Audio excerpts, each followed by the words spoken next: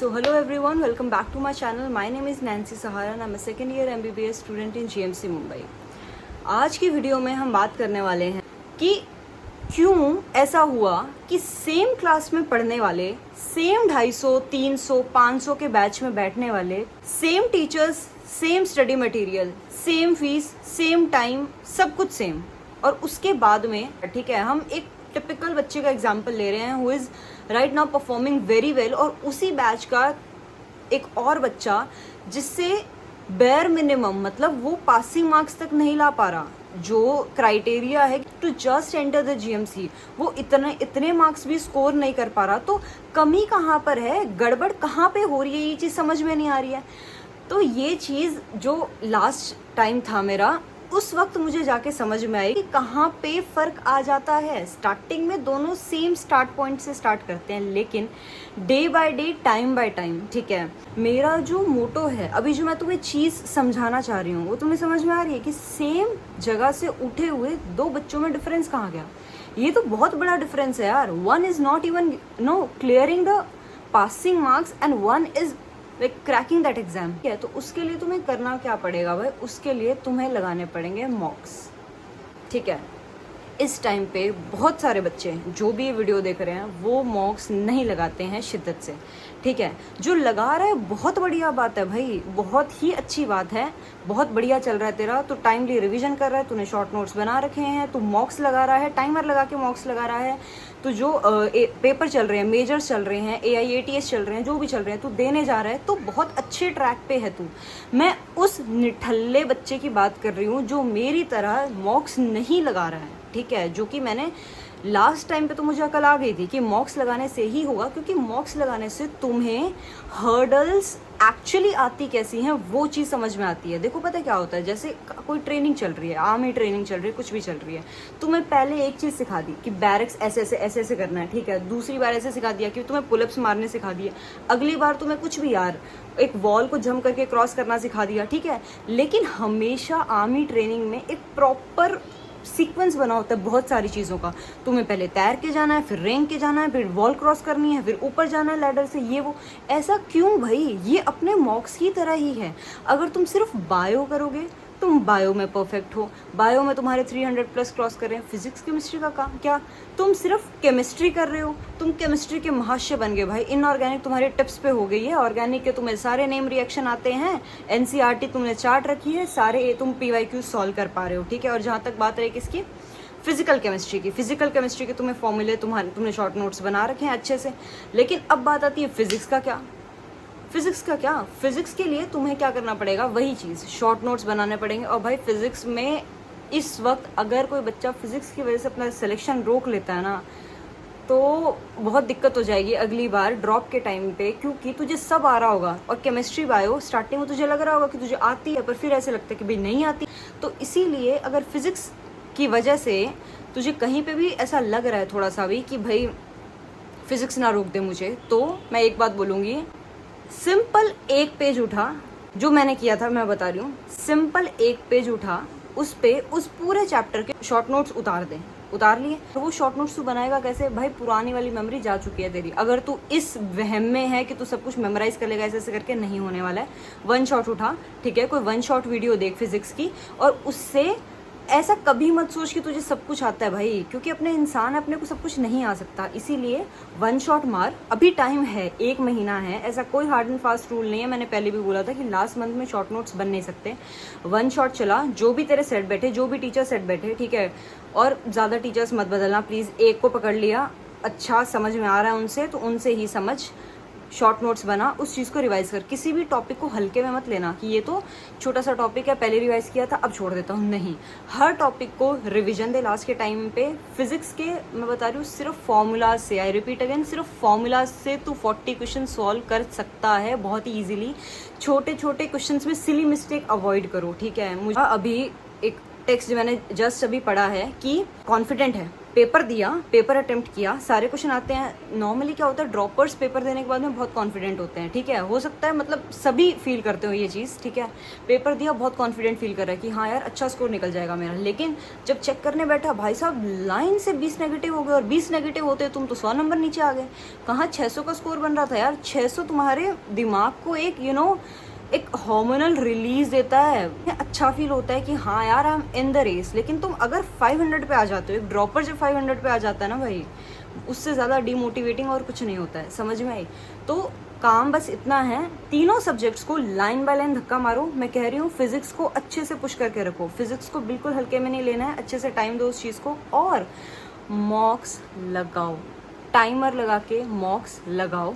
ये peak time है, last के 30 डेज तुम हर दूसरे दिन मॉक्स दोगे, हर दूसरे दिन तुम मॉक टेस्ट दोगे। मान लिया तुम्हारा पेपर है, ठीक है, तुम जो भी मेजर AITS तुम लगाओ, कोई दिक्कत नहीं है, लेकिन आते ही उसकी एनालिसिस करो। कुल मिला के the target is to give your brain that pressure for the next 3 hours and 20 minutes whatever it is, ठीक है, कि तुम वो सेम प्रेशर फील कर पाओ। अरे रूम पे तो सभी क्वेश्चन सॉल्व कर लेते हैं भाई, वहाँ अंडर प्रेशर तुम्हें पता है कई बार क्या हो जाता है, तुम्हारे मान लो क्लास में 2 इन्विजिलेटर हैं, ठीक है भाई, वो इन्विजिलेटर आपस में बातें करने लग गए, ठीक है, जोर जोर से उनमें से एक टीचर चिल्लाने लग गया, अभी तक 20 मिनट पड़े हैं, 5 बजे हैं, अभी तक 20 मिनट पड़े हैं पेपर देने में, वो जोर जोर से चिल्ला रहे हैं, अगर नहीं दिया मैं तो 5 बजे ही कलेक्ट कर लूंगा ये। अरे भाई तुम्हारी जिंदगी का सवाल है भाई, अगर कोई 2-3 ड्रॉप लेके बैठा और उसके सर पे ये सब कुछ होने लगे क्या। मेरा एक क्लासमेट था भाई, उसके पेपर के पड़ोस में उल्टी कर दी किसी ने, अब वो उल्टी उसके पेपर पे भी गिर गई, अब क्या करोगे तुम। वो प्रेशर हैंडल करो। अगर तुम मॉक दे रहे हो और तुम्हारी क्लास में कोई ऐसी टीचर है जो बहुत जोर जोर से चिल्ला रही हो, anything that is disturbing you, take it as a positive point that they are training you to be more strong internally, समझ में आई, ठीक है। तो the target of the story was telling you कि सेम क्लास के 2 बच्चे कैसे डिफरेंस बना जाते हैं, ठीक है। मैं ये नहीं कह रही कि तुम्हें टॉप 100 में ही आना है, ये चीज़ें देखो, ठीक है, तुम सोच सकते हो, बट अगर तुम AIR 10,000, 8,000, 7,000, 6,000, 5,000 भी लेके आ रहे हो तो तुम एक बहुत ही अच्छा गवर्नमेंट मेडिकल कॉलेज सिक्योर कर सकते हो, ठीक है। तो ये जो पॉइंट्स हैं छोटे छोटे, उन चीज़ों को ध्यान में रखो। पहले एम्स का पैटर्न चलता था तो उसमें क्या होता था, AR टाइप क्वेश्चंस आते थे। अभी जो रिसेंट पैटर्न चल रहा है उसके अंदर भी ये चीज़ें इंक्लूड होने लगी हैं, AR टाइप क्वेश्चंस वो देने लगे हैं, बिकॉज AR टाइप क्वेश्चंस तुम्हारी जो बेसिक नॉलेज है उसको टेस्ट करते हैं, और तुम एक्चुअल अंदर से तुम्हें कितना कॉन्सेप्ट आता है वो चीज़ वो चीज़ तुम बाहर लेके आता है भाई। पेपर के टाइम अगर तुम्हारे आगे AR आ गया और तुमने उसकी प्रैक्टिस नहीं कर रखी प्रीवियसली, बिल्कुल भी नहीं कर रखी, तुमने ढंग से थ्योरी नहीं पढ़ रखी, तुम यू विल टर्न पेल, समझ में आई। तुम्हारे ऐसे हो जाएगा भाई क्या कोई तो कॉन्सेप्ट है, ऐसे हाथ कांप जाएंगे तुम्हारे, समझ में आई। तो AR टाइप क्वेश्चन के लिए एक ऐप है नीट प्रेप एसेंशियल नाम से, तो उसके अंदर क्या होगा, तुम सीधा जाओ, नाम डालो नीट प्रेप एसेंशियल, उसके अंदर NCERT अभ्यास नाम से एक फोल्डर आएगा जिसके अंदर तुम्हें सब कुछ मिलने वाला है, और फिजिक्स केमिस्ट्री बायो तीनों का पेज वाइज क्वेश्चन प्रैक्टिस, तीनों की NCERT की ऑडियो और वीडियो एक्सप्लेनेशंस है उन चीज़ों की। PYQ मार्क्ड NCERT है, उसके अंदर तुम्हें बुकमार्क करने का भी ऑप्शन है कि तुम उस टिपिकल क्वेश्चन को, जो क्वेश्चन थोड़े बहुत तुम्हें परेशान करते हैं, उसको बुकमार्क कर सकते हो। और एक बहुत ही अच्छी बात है कि if you don't like the app within 3 days of using it, तो you can easily have your refund back. I really found it helpful, you can try it too, ठीक है। अभी का टारगेट जो मैं तुमसे एक्सपेक्ट कर रही हूँ, देखो ऑल थिंग्स अपार्ट, सभी चीज़ों को साइड में रख के मॉक्स लगाने हैं फुल अंडर प्रेशर, समझ में आई। टाइमर लगा के मॉक्स दे। अगर पेपर 3-3.25 घंटे का है तो 3 घंटे में मॉक्स लगा। लास्ट की रेस जो है ना, ये जो चल रही है लास्ट की रेस, उसके अंदर ये चीज़ें तुझे अलग करेंगी उन सभी बच्चों से, समझ में आई। तुझे वो प्रेशर हैंडलिंग स्किल्स आनी चाहिए। पहले एक दिन में 3 चैप्टर करता था, तो मैं कहूँगी कि आज 13 कर, समझ में आई। कोई लल्लू नहीं है यहाँ पे, ठीक है। 60,000 जेन्युइन सीट्स हैं, ठीक है, मतलब कंपटीशन में 1,00,000-2 लाख बच्चे हैं तेरे। इस बात को ध्यान में रख के पॉजिटिव अप्रोच के साथ में बिल्कुल शांत होके बैठ, लेकिन मॉक्स लगा। मॉक्स से बिल्कुल मत डरो, बहुत डरती थी मॉक्स से, मेरे को बहुत डर लगता था मॉक्स से, क्योंकि जब स्कोर आता था ना, जब स्कोर निकल के आता था, मतलब स्कोर, मॉक्स उठाओ, सॉल्व करो, टारगेट वो है। और उसके बाद में मैं क्यों कहूँगी, अगर तुम्हें डर लगता है ना मेरी तरह, तुम स्कोर बनाओ ही मत, तुम सिर्फ उसके अंदर नेगेटिव मार्क कर लो और उन नेगेटिव्स को देख लो। एसआरजी के पेपर चाहिए तुम्हें, एसआरजी के ले लो।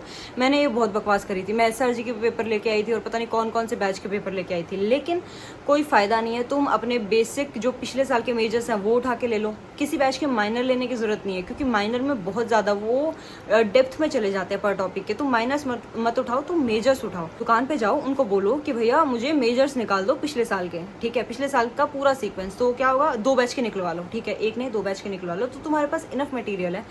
एक दिन में 2 मेजर नहीं हो पाते जनरली, क्योंकि अगर दे भी दोगे तो एनालिसिस तो हो नहीं पाएगा। और the target is not solving questions, the target is analysing what you are doing wrong at this time. समझ में आई? तो होप बिल्कुल लूज नहीं करनी है, हथियार गिर के बिल्कुल नहीं बैठना है, ठीक है। मैं कहूँगी जितना कर सकता है ना भाई उतना कर, और अगर तू ड्रॉपर है ना तो तेरे चांसेस और बढ़ जाते हैं, क्योंकि ये चीज़ें तूने एक बार नहीं, एक बार से ज़्यादा बार देखी हुई हैं। समझ में आई? और अगर अब की बारी नहीं हुआ तो अगली बारी यही देखनी पड़ेंगी। समझ में आई? कुछ बदलने वाला नहीं है यहाँ पे। अगर इस वक्त अभी हौसला हार गया ना तो बहुत कुछ मिस कर देगा। गवर्नमेंट मेडिकल कॉलेज में एंटर होगा, वो एंटर होना बहुत बढ़िया फीलिंग होती है, ट्रस्ट मी। अपनी फैमिली, अपने पेरेंट्स के साथ में एंटर होगा, उनको तो पूरी ज़िंदगी में आई डोंट थिंक इससे ज़्यादा खुशी कभी दे सकता। मैं सपने नहीं दिखा रही हूँ, ये चीज़ तुम अगले 4 या 5 महीने में जी लोगे। जिसने सच में मेहनत डाली वो जिएगा, ठीक है। बिल्कुल आलस नहीं करना, जितनी एफिशिएंसी अभी लगा रहे हो इस वक्त उसको 100 टाइम्स करके लगाओ। नींद पे कॉम्प्रोमाइज़ करने को नहीं कह रही हूँ, पूरी अपनी 6 घंटे 7 घंटे की नींद रखो, ठीक है। ज़्यादा घोड़े बेच के भी नहीं सोना है इस टाइम पे।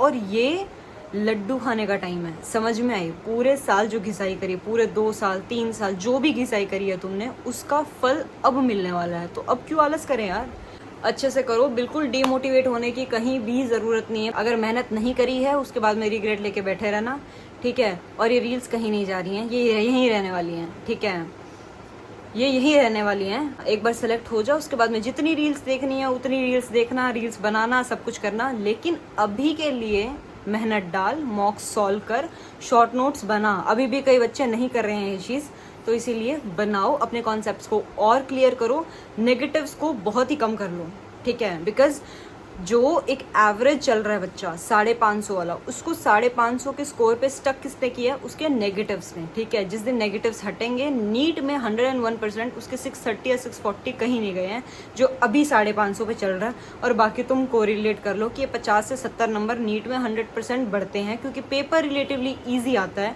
और तुम्हारा माइंड भी थोड़ा सा मतलब फ्रेशन अप, रिलैक्सड होता है as compare to your majors and all that, ठीक है। तो all the best, keep up the good work and all the best.